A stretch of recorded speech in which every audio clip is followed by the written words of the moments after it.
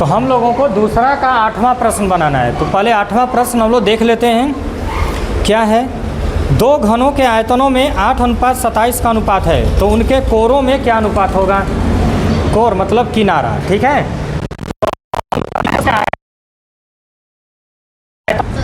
ये 2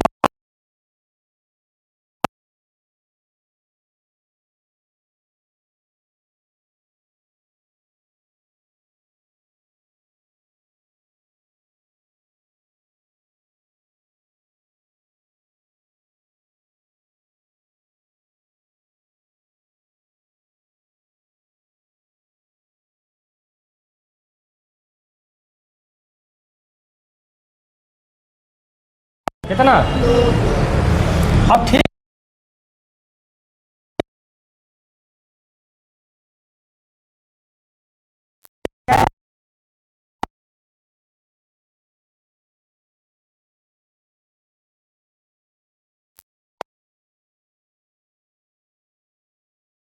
है, 27 है।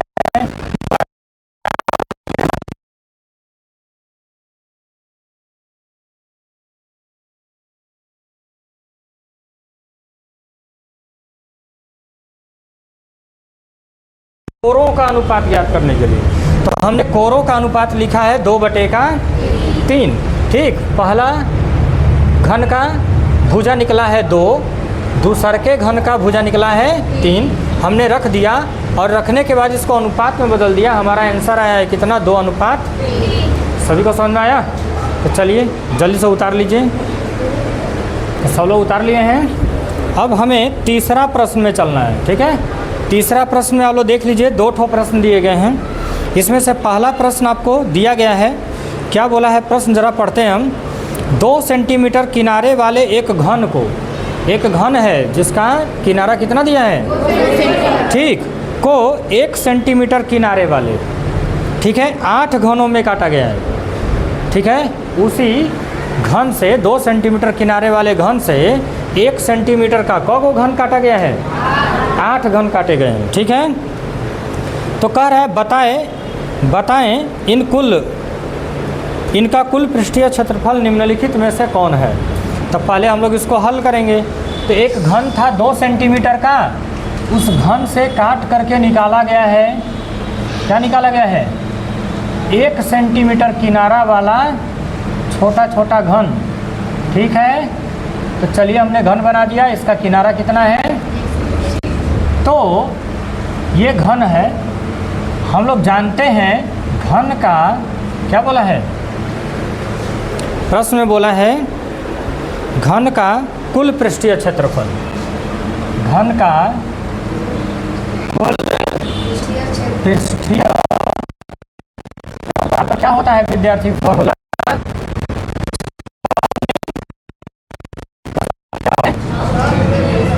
अब हम लोग इसको हल करेंगे। ये 6 है, गुणे भुजा का मान कितना दिख रहा है?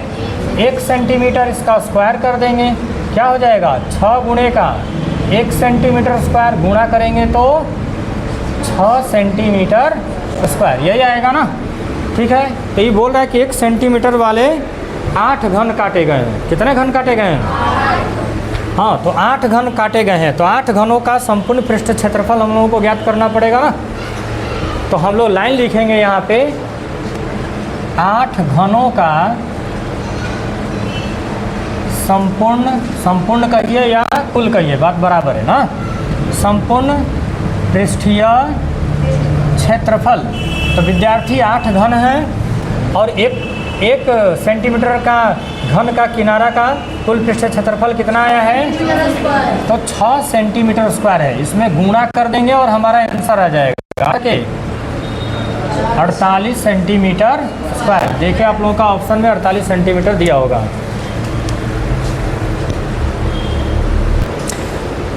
चलिए विद्यार्थी, तो अब हम लोगों को तीसरा प्रश्न का दूसरा प्रश्न देखना है। ठीक है, पहले प्रश्न पढ़ लेते हैं। क्या बोला है?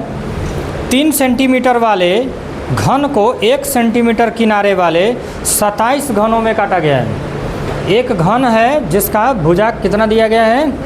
3 सेंटीमीटर, और उसमें से काट करके 1 सेंटीमीटर वाला कितना निकाला गया है? 27। तो प्रश्न क्या बोला है, बताएं 27 घनों का पृष्ठीय क्षेत्रफल निम्नलिखित में से कौन है। ठीक है, तो जैसे हम लोगों ने इसका पहला बनाया था वैसे ही हम लोग इसको बनाएंगे। तो हम लोग फॉर्मूला घन का संपूर्ण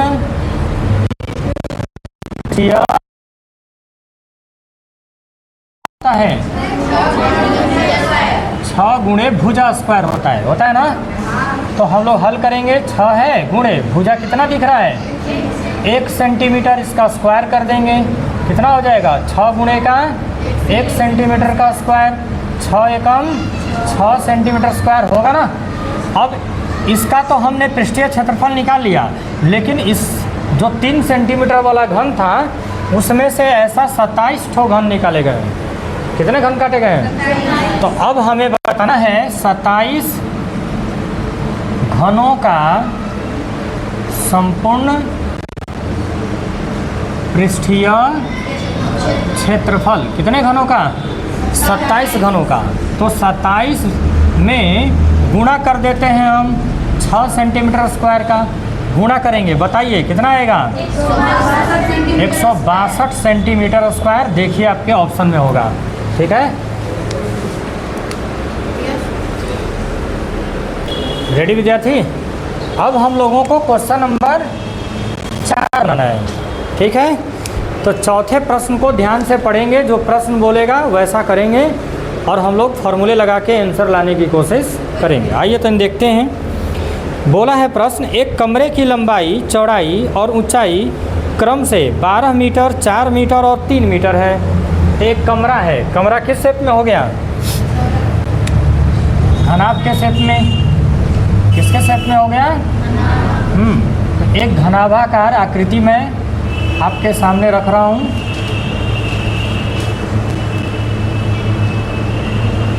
मैंने बनाया है एक घनाभाकार कमरा, ठीक। और घनाभाकार कमरे में लंबाई होती है, चौड़ाई होती है और फिर ऊंचाई भी होती है। लंबाई दिया है 12 मीटर, जरा सब लोग देखें 12 मीटर है ना। चौड़ाई कितना दिया है? 4 मीटर। ऊंचाई 3 मीटर। हमने इस कमरे में लिख दिया है, लगा दिया है, स्थान पर रख दिया है। ठीक है, तो फिगर सभी को समझ में आया है ना। तो हमसे क्या बोला गया है, तो उस बड़ी से बड़ी छड़ की लंबाई कितनी होगी जो इस कमरे में रखी जा सकती है। तो सीधी सी बात है विद्यार्थी, वो आपको इस कमरे का आयतन पूछ रहा है। क्या पूछ रहा है? तो कमरा जो है घनाभाकार है, तो हम कह सकते हैं ना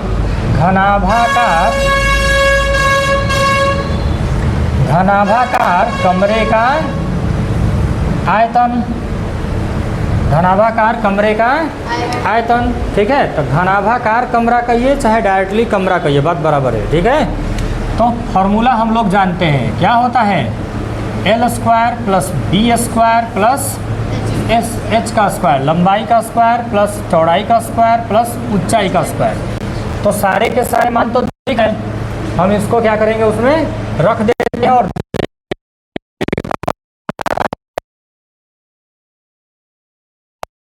12 मीटर करेंगे ना। फिर प्लस बीच में फिर है चौड़ाई 4 मीटर है, ठीक। फिर प्लस का ऊंचाई दिया है 3 मीटर, स्क्वायर करेंगे। अब आइए जरा देखते हैं क्या होगा। तो स्क्वायर सभी को पता है 12 स्क्वायर होगा ना, प्लस 4 का स्क्वायर 16 होगा, प्लस 3 का स्क्वायर होगा ना सभी का। अब सभी को जोड़ देंगे विद्यार्थी, जोड़िए कितना आएगा ना इतना 169 मीटर स्क्वायर। ठीक है, ये पूर्ण वर्ग है कितना का। तो विद्यार्थी उस कमरे में लगाए जाने वाले छड़ की लंबाई कितनी होगी 13 मीटर। चलिए उतार लीजिए सब लोग। चलिए विद्यार्थी, तो अब हम लोग 5वां प्रश्न पढ़ते हैं और देखते हैं कि हमको करना क्या है। ठीक है, यदि किसी घन का प्रत्येक किनारा, प्रश्न बोला है, प्रश्न मिला लीजिए आप सब लोग। यदि किसी घन का प्रत्येक किनारा 10 सेंटीमीटर, अच्छा घन दिया है, क्या दिया है? आइए तो हम पहले एक घन बना लेते हैं। क्या बनाते हैं? मान लीजिए कि ये क्या है, एक घन है, मान लीजिए कि ये एक घन है, हमने बना दिया घन, इसका प्रत्येक किनारा सभी का सभी इसका किनारा कितना है 10 सेंटीमीटर का दिया हुआ है। ठीक है, फिर प्रश्न बोल रहा है हो तो उसका कुल पृष्ठ क्षेत्रफल एवं आयतन निकालें। हमें इसमें 2 ठो प्रश्न पूछा है। पहला क्या पूछा है इसका, घन का कुल पृष्ठीय क्षेत्रफल ज्ञात करना है। तो घन का कुल पृष्ठ क्षेत्रफल क्या होता है 6 गुणे भुजा स्क्वायर होता है ना। चलिए हम लोग हल करते चलते हैं। 6 है गुणे भुजा का मान कितना दिख रहा है सेंटीमीटर, इसका स्क्वायर कर देंगे तो 6 गुणे का 10 का स्क्वायर 100 सेंटीमीटर का स्क्वायर गुणा करेंगे कितना होगा 600 सेंटीमीटर स्क्वायर। देख लीजिए यही आंसर होगा।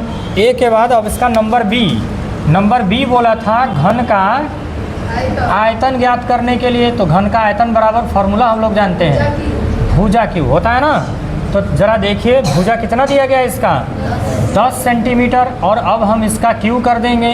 क्यू करेंगे तो कितना हो जाएगा 1000 सेंटीमीटर क्यूब। तो दोनों आंसर दिया होगा आपके किताब में, आप ज़रा इसे देख लीजिए।